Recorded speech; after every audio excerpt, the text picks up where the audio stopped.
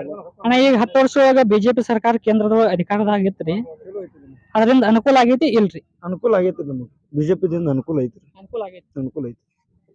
ಹಂಗಾದ್ರೆ ಇನ್ನು ಮತ್ತೊಮ್ಮೆ 2024 ಇಲೆಕ್ಷನ್ ಬಂದೈತಿ ಸದ್ಯಕ್ಕ, ಅದ ಯಾವ್ದು ಆರ್ಸಿ ಬಂದ್ರೆ ನಿಮ್ಗೆ ಅನುಕೂಲ ಆಗ್ತೈತಿ? ನಮಗೆ ಬಿಜೆಪಿ ಆರ್ಸಿ ಬಂದ್ರೆ ಅನುಕೂಲ. ಬಿಜೆಪಿ ಕಾಂಗ್ರೆಸ್ದಿಂದ ನಮ್ಗೆ ಏನು ಫಾಯ್ದಾ ಇಲ್ಲ. ಅಕ್ಕಿನೂ ಹೋಗೈತಿ, ನಮ್ಗೆ ತಿನ್ನಕ್ಕೆ ಅಕ್ಕಿನೂ ಸಿಗ್ಬೇಕು. ಬಿಜೆಪಿದಿಂದ ನಮಗೆ ಅನ್ನ ಸಿಕ್ಕತ್ತೆ, ಬಿಜೆಪಿನ ಬರ್ಬೇಕು.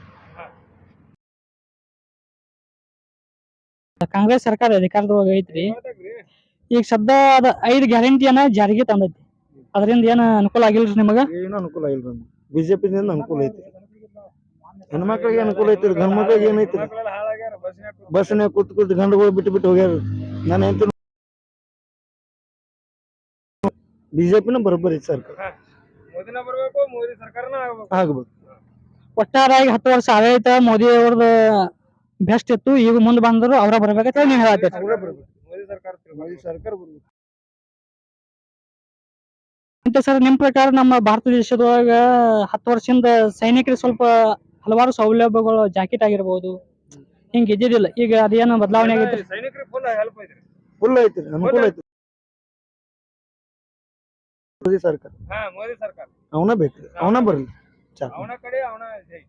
ಈಗ ನಿಮ್ ಪ್ರಕಾರ ಒಟ್ಟು ಸೈನಿಕರಿಗಾಗ್ಲಿ ಅಥವಾ ನಮ್ಮ ಭಾರತ ದೇಶದ ಬಾರ್ಡರ್ ಕಾಯಕ ನರೇಂದ್ರ ಮೋದಿ ಅವ್ರು ಬಂದ ಬಳಿಕ ಸೆಕ್ಯೂರಿಟಿ